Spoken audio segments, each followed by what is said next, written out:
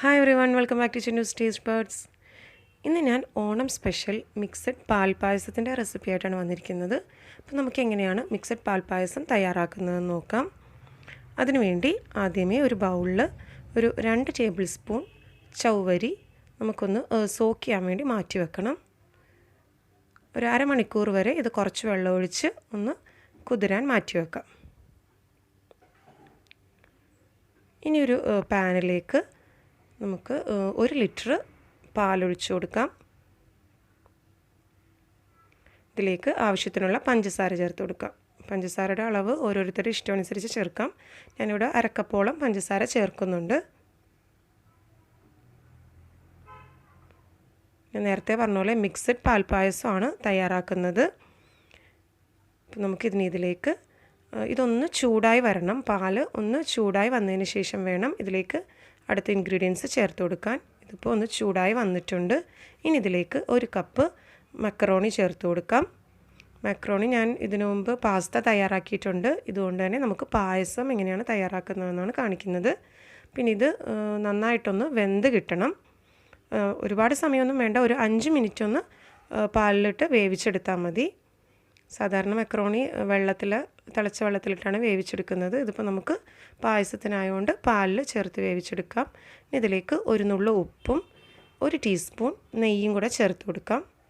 നെയ്യ് ഇപ്പോൾ ചേർക്കുന്നതെന്ന് വെച്ചാൽ മക്കറോണി വെന്ത് കഴിയുമ്പോൾ ഒട്ടിപ്പിടിച്ചിരിക്കാതിരിക്കാൻ വേണ്ടിയാണ് നെയ്യ് ചേർക്കുന്നത്. ഇനി ഇതൊന്ന് നമുക്ക് മൂടി വെച്ച് ഒരു 5 മിനിറ്റ് വേവിച്ചെടുക്കാം. ഇടയ്ക്കൊന്ന് തുറന്ന് നന്നായിട്ടൊന്ന് മിക്സ് ചെയ്ത് കൊടുക്കണം. അപ്പോൾ 5 മിനിറ്റിനുള്ളിൽ തന്നെ മക്കറോണി വെന്ത് കിട്ടും.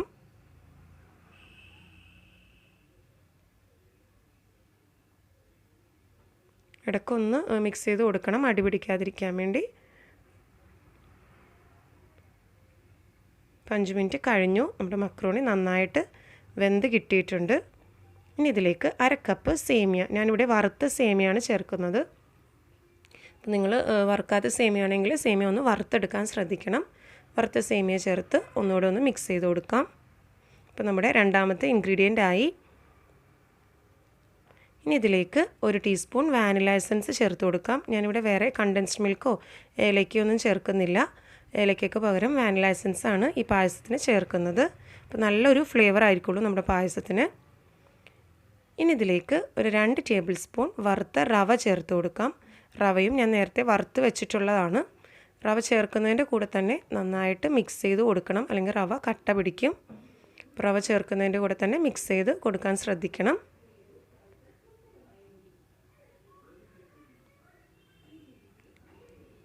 ഇനി ഇതിലേക്ക് നമ്മൾ നേരത്തെ കുതിർത്ത് മാറ്റി വെച്ചിരിക്കുന്ന ചൗവരിയും കൂടെ ചേർത്ത് കൊടുക്കാം. അപ്പോൾ ഇതിലിപ്പോൾ 4 ചേരുവകളാണ് ചേർത്തിട്ടുള്ളത്: മക്രോണി, സേമിയ, റവ, ചൗവരി. ഇനി നമുക്ക് ലോ ഫ്ലെയിമിൽ വെച്ച് ഒന്ന് വേവിച്ചെടുക്കാം.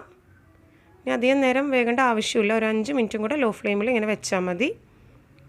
ഇപ്പോൾ നമ്മുടെ സേമിയയും മക്രോണിയും ഒക്കെ തയ്യാറായി വന്നിട്ടുണ്ട്. മധുരം ആവശ്യമനുസരിച്ച് ഇട്ട് കൊടുക്കാം. ഈ ഒരു പാകത്തിന് നമുക്ക് ഫ്ലെയിം ഓഫ് ചെയ്യാം. ഇനി നമുക്ക് വേറൊരു ചീനച്ചട്ടിയിലേക്ക് ഒരു 3 ടേബിൾ സ്പൂൺ നെയ്യ് ചേർത്ത് കൊടുക്കാം. നമുക്ക് ഗാർണിഷിങ്ങിന് വേണ്ടി കാഷ്യൂനട്ടും കിസ്മിസും ഒന്ന് വറുത്തെടുക്കാൻ വേണ്ടിയാണ്. നെയ്യ് ചൂടായതിന് ശേഷം അതിലേക്ക് കുറച്ച് കാഷ്യൂനട്ട്സ് ചേർത്ത് കൊടുക്കാം. കാഷ്യൂനട്ട്സ് ആദ്യം ഒന്ന് നിറം മാറിയതിന് ശേഷം വേണം റൈസിൻസ് ചേർക്കാനായിട്ട്.